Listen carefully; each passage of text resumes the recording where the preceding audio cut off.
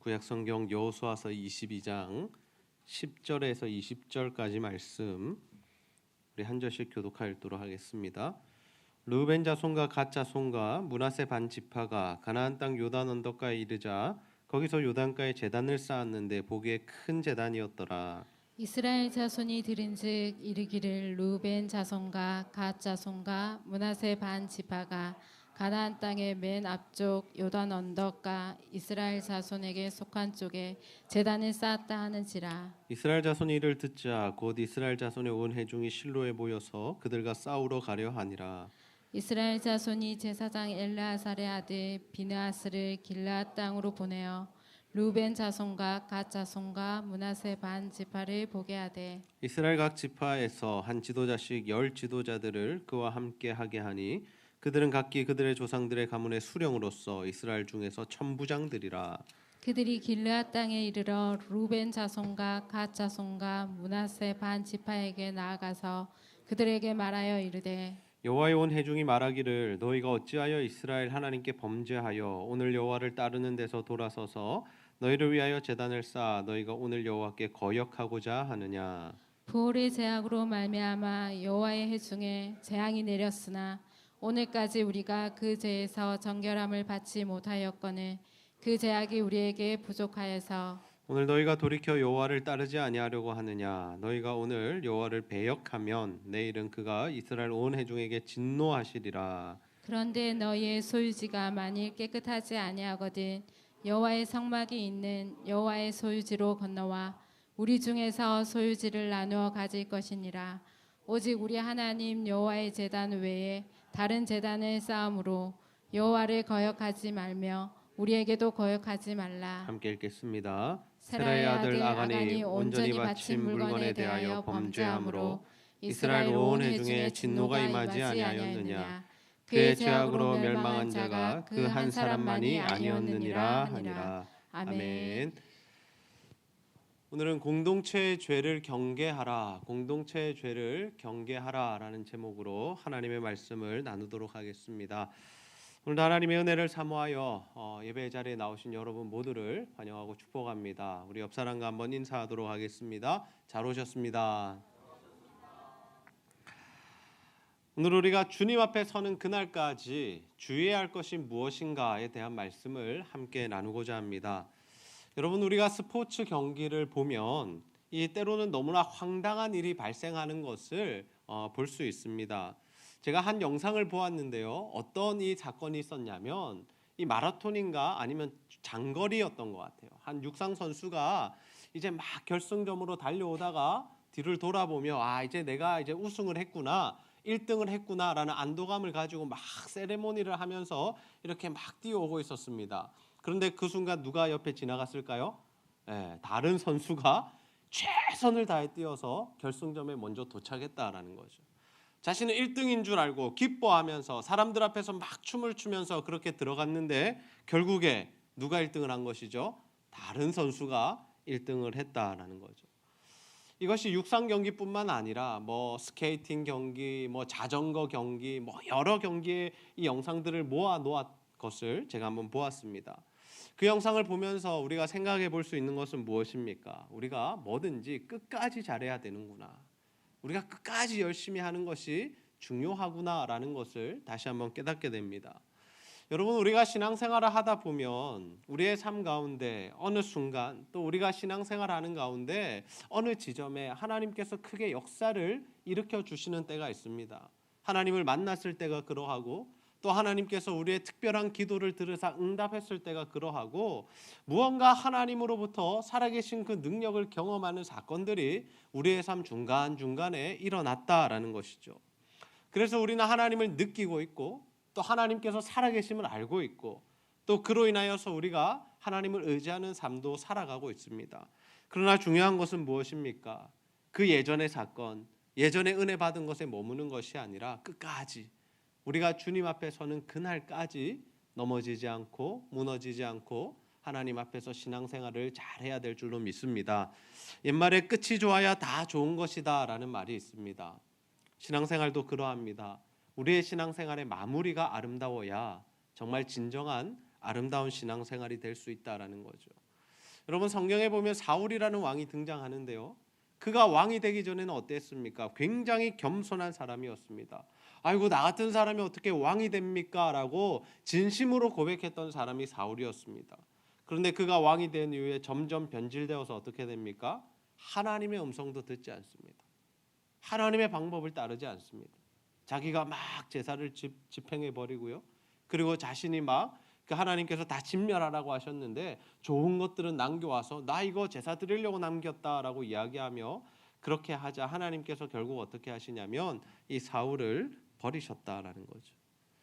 여러분 오늘 우리가 이 동편 요단 동편 지파들이 이 정복 전쟁을 마친 이후에 돌아가면서 이 제단을 쌓은 사건을 우리가 함께 살펴보고자 합니다. 오늘 이 말씀을 통하여서 정말 여러분의 신앙생활이 끝나는 그날까지 무엇을 주의해야 할 것인가 그 부분에 대하여 깨달으시고 정말 하나님의 은혜로 끝까지 신앙생활 잘하는 자들이 다 되시기를 주님의 이름으로 축복합니다.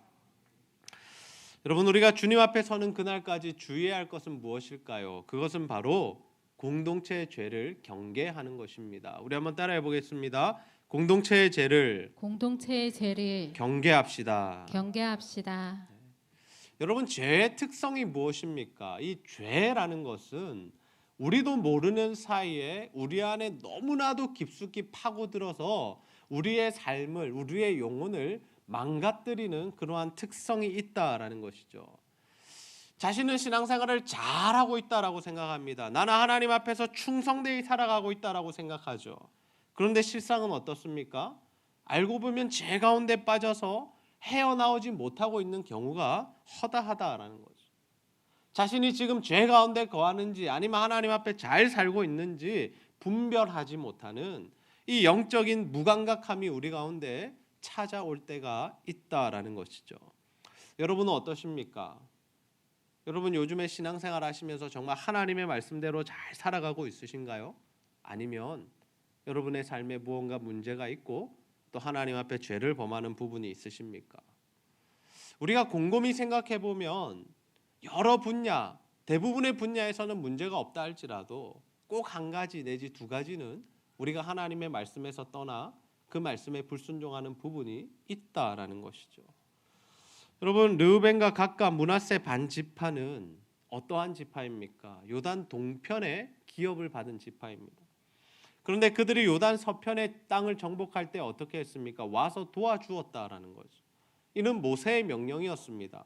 그들이 그 땅을 요구할 때 모세가 들어줍니다. 그래, 이 땅을 너에게 주겠다. 그러나 너희들 요단 서편의 땅 가나안 정복 전쟁을 할 때에 반드시 와서 부녀자들은 남겨두고 너희 군인들은 와서 이 전쟁에 참여해야 할 것이다라는 명령을 합니다. 그 명령에 따라서 이 여호수아 시대에 이 세 지파들이 두 지파 반이 이 가나안 정복 전쟁에 참여를 하죠.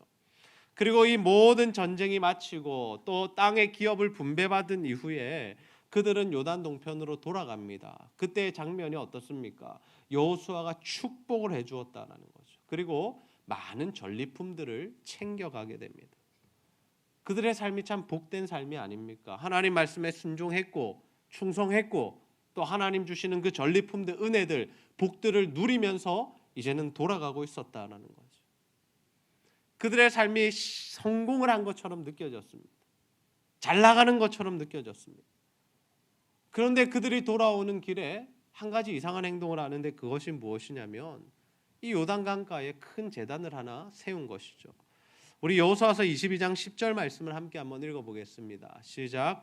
르우벤 자손과 갓 자손과 므낫세 반 지파가 가나안 땅 요단 언덕가에 이르자 거기서 요단가에 제단을 쌓았는데 보기에 큰 제단이었더라. 아멘. 물론 나중에 이들이 하나님께 제사하기 위하여 이 제단을 쌓은 것이 아니다라는 사실이 밝혀지고 이 전쟁을 하기 전에 마무리되는 아주 아름다운 마무리가 되었지만 그들의 이야기, 그들의 항변을 설명을 듣기 전에는 이들이 한 행동은 무엇이었습니까? 누가 봐도 그들이 하나님께 제사하기 위하여 이 제단을 쌓은 것처럼 보였다라는 거죠. 여러분 우리가 구약 성경을 살펴보면은요, 이 제단은 어디에 세워야 합니까? 여러분 제단은 어디에 세워야 했습니까? 하나님께서 지정하신 곳에만 제단을 세워야 했죠. 사람들이 자기 조차고 자기 집 앞에, 자기 지파 앞에 그렇게 제단을 세울 일은 없었다라는 것입니다. 하나님께서 명령하신 그 장소, 하나님께서 예배를 받으시겠다고 말씀하신 그 위치에 그 제단을 쌓아야 했고, 그 제단에서만 하나님께 제사를 드려야 했다라는 거죠. 하나님이 세우신 질서였고 하나님께서 허락하신 방법이었습니다. 그런데 지금 이 르우벤, 갓, 므낫세 반지파가 어떠한 행동을 한 것입니까? 다른 곳에, 하나님께서 명령하시지 않은 곳에 제단을 쌓았다라는 거죠. 이것은 하나님께 반역하는 일이었습니다. 여러분, 우리도 하나님께 잘하고자, 우리가 신앙생활 열심히 하고자 하는 마음으로 정말 하나님 앞에 무언가 열심을 낼 때가 있습니다. 내가 이건 열심히 해야지, 내가 이거 충성해야지, 내가 최선을 다해서 이 부분을 섬겨야지. 그런데 여러분, 우리가 이러한 신앙생활 하면서 기억해야 할 부분이 무엇이냐면, 우리의 열심이 하나님의 말씀을 벗어나 버리면, 우리의 신앙생활의 모습이 하나님이 원하시는 부분이 아니라면 그것은 하나님께 반역하는 일이 될 수도 있다라는 거죠. 여러분, 쉽게 설명을 드리겠습니다. 사도 바울이 자신이 가진 그 하나님을 향한 믿음과 열정과 확신을 가지고 무슨 일을 했습니까? 예수 그리스도를 믿는 사람들을 잡아서 옥에 가두는 일을 했다라는 거죠. 자신이 믿는 그 하나님, 자신이 이때까지 교육받아온 그 율법의 내용에 따르면 예수 저 사람은 이단이고 사이비이고, 그래서 그를 따르는 자들은 다 잡아서 감옥에 가두는 것이 하나님 기뻐하시는 일이다라고 생각하며 그 일에 열심을 냈다라는 거죠. 자신의 신앙을 가지고 최선을 다해서 한다는 그 신앙생활이 무엇이었다는 겁니까? 예수 그리스도를 핍박하는 일이었다는 거죠. 베드로도 여러분 그러한 일을 합니다. 사도 베드로가 예수님 부활 승천하신 이후에 오순절의 성령을 경험하게 되죠. 그리고 하루는 그가 피장 시몬의 집에 있을 때 이 하늘에서 이 그릇이 내려오는, 음식이 담겨진 그릇이 내려오는 환상을 보게 됩니다. 그런데 그 음식들 중에는 무엇이 있었냐면 유대인들이 먹지 않는 부정한 짐승이 담겨 있는 음식이 있었다는 거죠. 뭐 가령 예를 들어 돼지고기 이런 것들이 있었겠죠. 유대인들은 돼지고기를 먹지 않으니까요. 그래서 베드로가 뭐라고 이야기합니까? 나는 이러한 음식을 한 번도 먹어본 적이 없습니다. 하나님, 나는 율법을 이때까지 잘 지켜왔습니다. 근데 예수님 뭐라고 말씀하십니까? 내가 깨끗하다 한 것을 네가 부정하다 하지 말라라는 거죠. 예수님께서 이러한 이 환상과 꿈을 주신 이유가 무엇이었습니까? 예수님은 지금 이 고넬료라는 이방인에게 복음을 전하기 원하시는데, 이 베드로가 자꾸 자신의 그러한 이 자신이 세워놓은 그 규례대로 나는 그런 거 부정해서 먹지 않습니다라고 이야기하고 있으니 하나님께서 그 환상을 통하여 그 베드로의 이 잘못된 말씀에 대한 확신을 깨시기 위해서 그 환상을 주셨다라는 거죠. 왜냐하면 유대인들은 이방인들이 개나 돼지와 같다라고 생각했기 때문입니다. 그들은 부정한 존재라서 접촉해서도 안 되고 대화해서도 안 되고 복음을 전해서도 안 된다라고 생각했다라는 거죠. 여러분, 아무리 우리가 하나님의 말씀을 근거로 해서 신앙생활을 한다 할지라도 이 하나님의 온전하신 뜻이 무엇인지, 진짜 하나님의 뜻이 무엇인지를 모르고 그 하나님의 말씀을 붙들면 오히려 우리가 베드로처럼 하나님의 마음을 모르고 하나님의 뜻에서 벗어난 일을 할 수도 있다라는 것을 기억해야 합니다.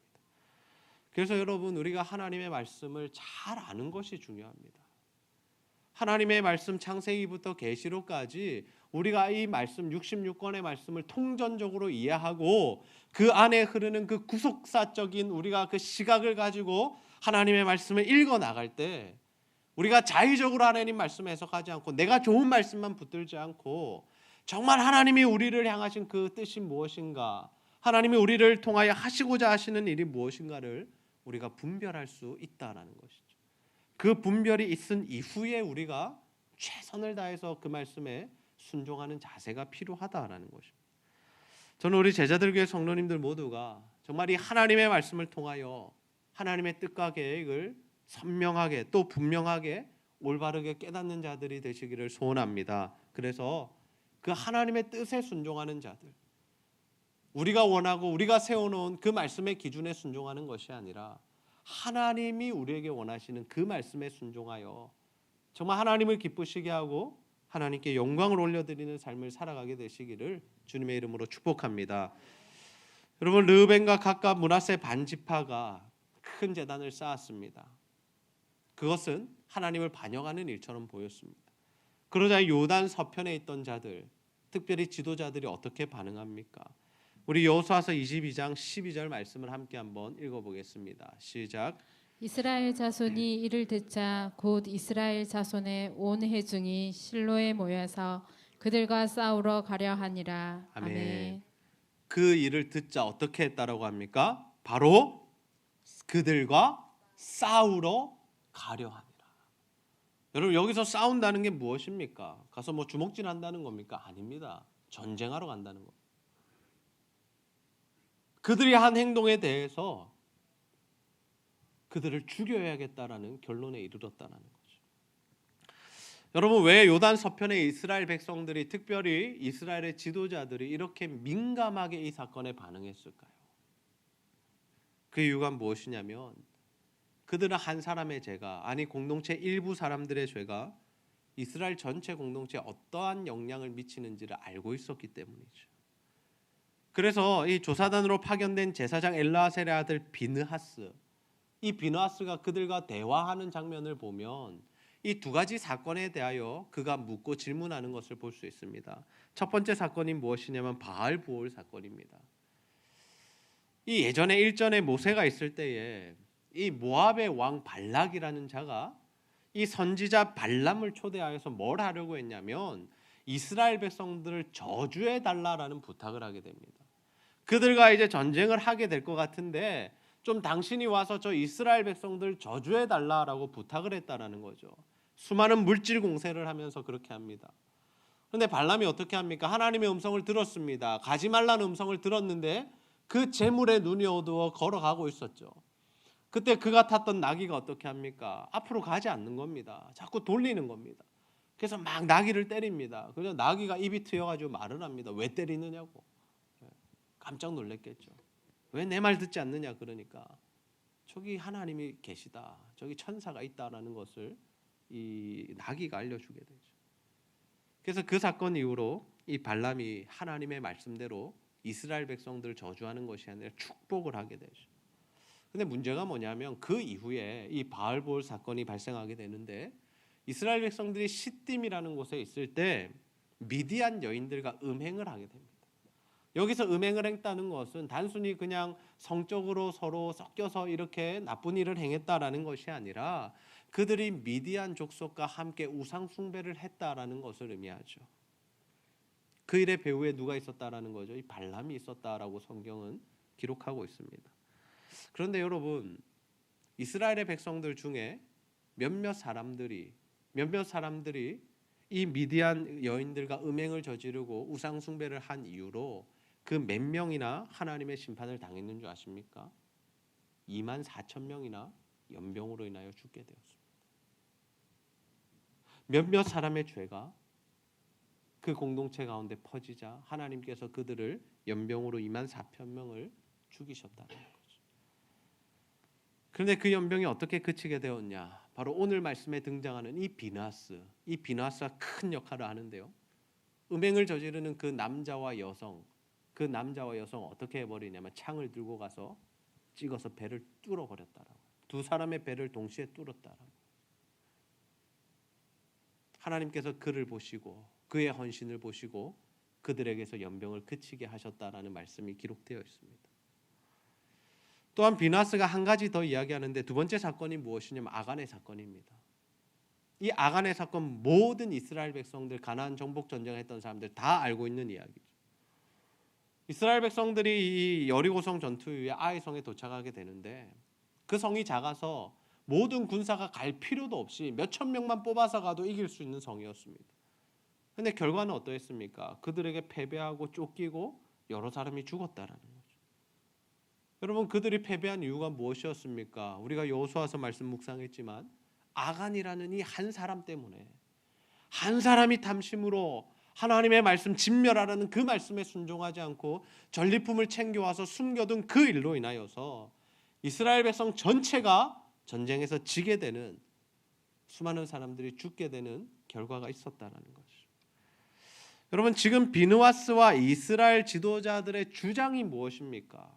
왜 이런 이야기들을 꺼내놓은 것일까요? 요단 동편 지파의 제단 건축으로 말미암아 모든 이스라엘 백성들이 죽임을 당할 수 있다, 하나님의 심판을 당할 수 있다라는 것이 그들의 주장이었다라는 것이죠. 우리 여호수아서 22장 18절 말씀 함께 한번 읽어보겠습니다. 시작. 오늘 너희가 돌이켜 여호와를 따르지 아니하려고 하느냐? 너희가 오늘 여호와를 배역하며 내일은 그가 이스라엘 온 회중에게 진노하시리라. 아멘. 아멘. 오늘 너희가 여호와를 배역하면 그가 이스라엘 온 회중에게 진노하시리라. 너희들에게만 진노하시리라가 아니라 누구에게 진노하신다고요? 온 회중에게 진노하시리라. 여러분 이제는 왜 요단 서편의 지파들 그리고 이 지도자들이 이렇게 민감하게 반응했는지 아시겠습니까? 그들의 죄가 그들의 저주로 끝나는 것이 아니라 모든 이스라엘 백성을 무너뜨릴 수 있는 죄였기 때문이죠. 여러분 우리에게도 이러한 죄에 민감하게 반응하는 신앙의 자세가 있어야 할 줄로 믿습니다. 물론 하나님은 우리 개인이 하나님 앞에 어떻게 신앙생활 하느냐에 따라서 복과 은혜를 주시기도 하시지만 또한 이 심판과 저주를 주시기도 하시죠. 그런데 하나님의 복과 저주는 개인적으로 임하기도 하지만 공동체적으로 임하기도 한다라는 겁니다. 개인이 하나님 앞에 잘 살면 하나님 말씀대로 순종하면 복을 받는 것은 당연한데 그 한 사람의 파급 효과가 너무나도 클 때가 있다라는 거죠. 여러분 애굽의 요셉이라는 한 사람, 그 한 사람이 온전히 세워지면 어떻게 됩니까? 요셉의 모든 가족들이 먹고 살 수 있는 길이 열리게 되죠. 뿐만 아니라 애굽의 모든 사람들이 그 7년 흉년 동안에 굶어 죽지 않을 수 있었고 이 애굽뿐만 아니라 주변에 있는 모든 나라들이 이 요셉이라는 한 사람 때문에 그 기근을 무사히 넘길 수가 있었다는 거죠. 반대로 여러분 이스라엘의 아합이라는 굉장히 악한 왕이 있었습니다. 아내 이세벨과 함께 정말 우상 숭배를 열심히 하고 이 정말 하나님의 사람들을 괴롭히고 선지자들을 죽이고 이런 일을 하는 왕이 있었습니다. 그로 인하여서 하나님께서 어떻게 하십니까? 그가 악한 일로 인해서 3년 동안 비를 내리시지 않겠다라고. 여러분 비가 오지 않는다는 것은 무엇을 의미합니까? 지금 우리나라엔 비가 너무 자주 와서 문제이기도 한데요. 비가 오지 않으면 이 농사가 안 되는 거죠. 3년 동안 비가 오지 않으면 먹고 살 게 없어진다라는 거죠. 그래서 모든 백성들이 배고파하고 힘들어하고 굶어 죽어가고 자식을 잡아먹는 일이 일어나는 아주 비참한 그런 결과를 맞이하게 되죠. 한 사람의 잘못이, 한 사람의 순종과 반역이 공동체 전체에게 영향을 끼칠 수 있다는 것을 성경은 우리에게 보여주고 있습니다. 그래서 여러분 우리가 신앙생활하면서 자꾸 다른 사람들의 죄를 막 찾아다니자 그건 아닙니다. 저 사람 무슨 죄 짓고 있나? 저 사람 지금 어떻게 신앙생활하나? 그리고 조금만 잘못한 거였으면 막 정죄하고 가서 욕을 쏟아붓고 싸우고 이러자는 것이 아닙니다. 우리 안에 죄가 들어왔을 때 우리 가족이나 우리 공동체 안에 정말 하나님 말씀에서 벗어난 부분들이 보일 때 우리가 어떻게 해야 한다는 것입니까? 민감하게 반응해야 한다는 거죠. 민감하게. 그 죄를 어떻게든 멀리하기 위해서, 없애버리기 위해서, 해결하기 위해서 노력하는 모습이 우리에게 필요하다라는 것입니다. 여러분 가족들 중에 하나님의 말씀에 벗어나서 사는 자들이 있다면 반드시 여러분 하나님의 말씀대로 살라고 권면하고 가르쳐야 할 줄로 믿습니다. 자기 복은 자기가 타고나는 거 아닙니다. 아유 니들 네 마음대로 살아라. 니들 복 하나님이 받든지 못 받든지 이게 아니다라는 거죠. 그러면 자녀들이 하나님을 경외하지 않으면, 자녀들이 예배드리고 정말 교회를 세워가는 이 일에 정말 관심을 가지지 않으면, 등한시하면 부모들은 사생결단의 자세로 그들을 가르치고 권면해야 합니다. 왜냐하면 그들의 영혼을 살려놓아야, 그들이 하나님께 순종하는 자가 되어야 그들이 하나님께 복을 받을 수 있기 때문이죠. 그것이 우리 부모된 자들의 책임입니다. 마찬가지입니다. 배우자가 예수를 믿지 않습니까? 또는 우리 부모 세대가 예수를 믿지 않습니까? 사생결단해야, 복음 전해야 하는 것이죠. 그냥 용돈을 많이 드리는 것이 효도가 아니라, 부모님 기분 좋게 해드리는 것이 효도가 아니라, 정말 그 영혼의 문제, 그들을 살려낼 수 있는 길을 제시하고 그들에게 복음을 제시하는 것이 가장 큰 효도고 하나님 기뻐하시는 일이다라는 거죠. 여러분, 교회도 마찬가지입니다. 교회 안에 하나님의 말씀에서 벗어난 부분들이 발생하고 보여질 때 우리는 그것을 막아서야 합니다. 그것이 계속해서 교회 안에 들어오도록 가만히 두어서는 안 된다는 거죠. 여러분, 비나스가 어떠한 모습을 보여주었습니까? 미디안 여인과 이스라엘 남자가 음행하는 그 장소에 가서 창으로 그들의 배를 뚫어 죽였다라는 거죠. 그의 결단이 무엇이었습니까? 우리 공동체 안에서 죄를 내가 끊어내겠다라는 것이죠. 죄 짓는 사람 교회에서 다 쫓아내라는 것 아닙니다. 우리 모든 사람은 죄인이기 때문에 죄를 범할 수밖에 없는 한계를 가지고 있다는 거죠. 그러나 그럼에도 불구하고 우리 안에 죄가 들어왔을 때는 우리가 그 죄를 해결하기 위하여 최선을 다해 노력해야 한다는 거죠. 우리가 다른 사람의 죄 용서해 줄 수 있어야 합니다. 나에게 실수한 건 용서해 줄 수 있어야 합니다. 그러나 그 죄를 허용하고 그 죄를 묵인하고 교회 공동체를 어지럽히는 것을 우리가 가만히 보고 있어서는 안 된다는 거죠. 왜냐하면 그 사람 한 사람 죽는 것이 문제가 아니라 그 사람과 우리 교회 모든 공동체가 함께 무너질 수 있기 때문이죠. 그래서 여러분, 설교 말씀을 들으실 때마다, 특별히 오늘 우리가 수요 예배 말씀을 들으실 때에 여러분 자신의 죄가 깨달아지거나 또는 여러분 마음에 좀 불편한 무언가가 생각이 떠오르신다면, 뭔가 걸리는 말씀이 있으시다면 오늘 이 밤에 그 말씀 붙들고 정말 그 찔리는 부분을 붙들고 하나님 앞에 기도하시기를 소원합니다. 그래야 우리가 우리 안에 들어온 그 죄를 선명하게 볼 수 있고 하나님 앞에 회개함으로 그 죄를 해결해 갈 수 있다라는 것이죠.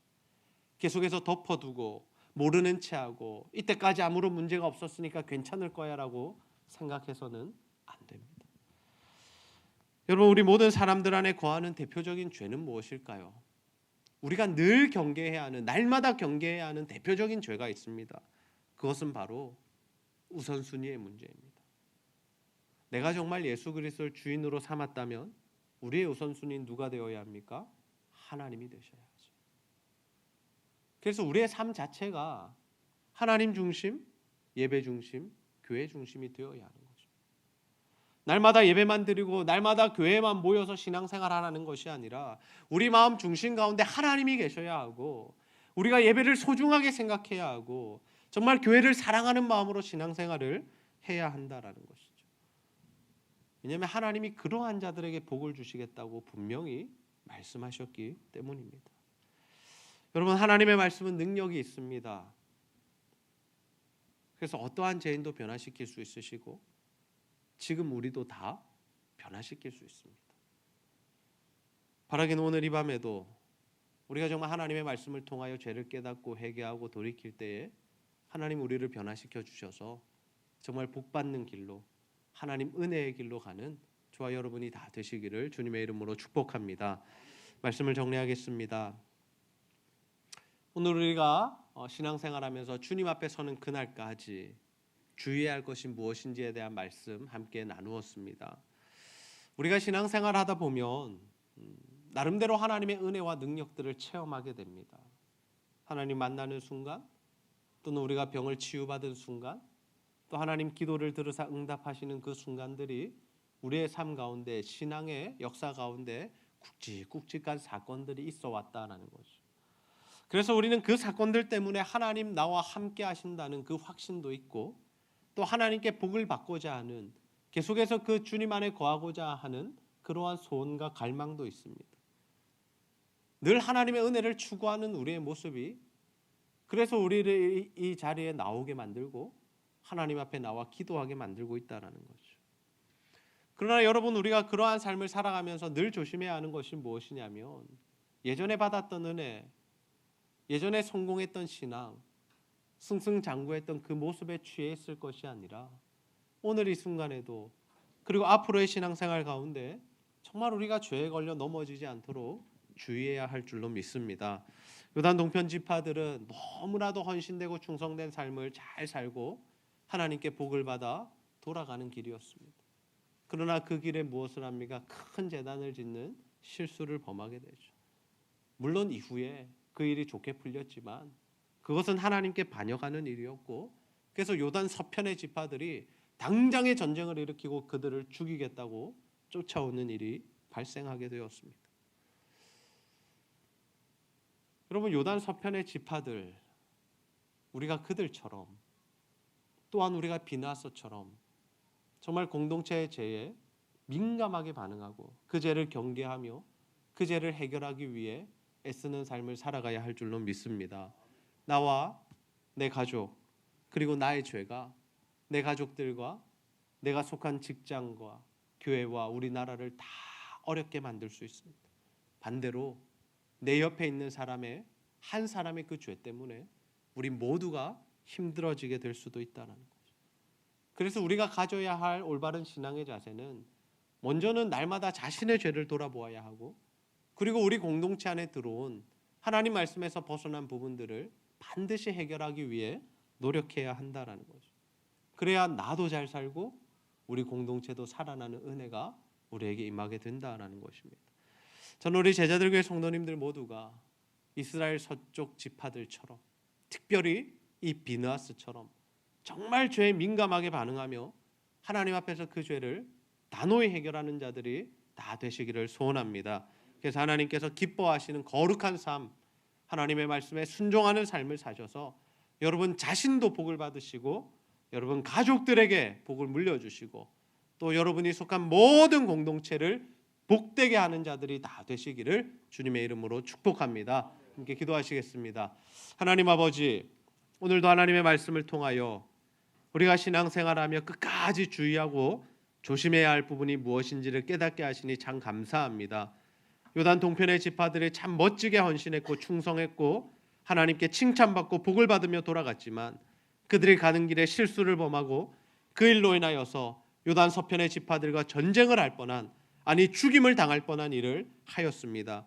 하나님 아버지, 우리에게도 요단 서편 지파들처럼 정말 죄에 대해 민감히 반응하고 또 하나님 말씀대로 살고자 노력하며 애쓰는 그런 신앙의 자세가 있도록 인도하여 주시옵소서. 그래서 하나님, 우리 안에 들어온 죄를 날마다 점검하며 하나님 앞에 회개하며 돌이키게 하여 주시고, 또 우리가 속한 공동체에 하나님의 죄가 또 하나님을 반역하는 죄가 들어오지 못하도록 우리가 막아서게 하여 주시고, 이미 우리 가운데 죄가 들어와 있다면 반드시 해결하고 없애버림으로 하나님 주시는 복과 은혜를 나와 또 우리 공동체가 다 함께 누리는 그러한 은혜가 있도록 인도하여 주시옵소서. 감사드리며 예수님의 이름으로 기도하옵나이다. 아멘.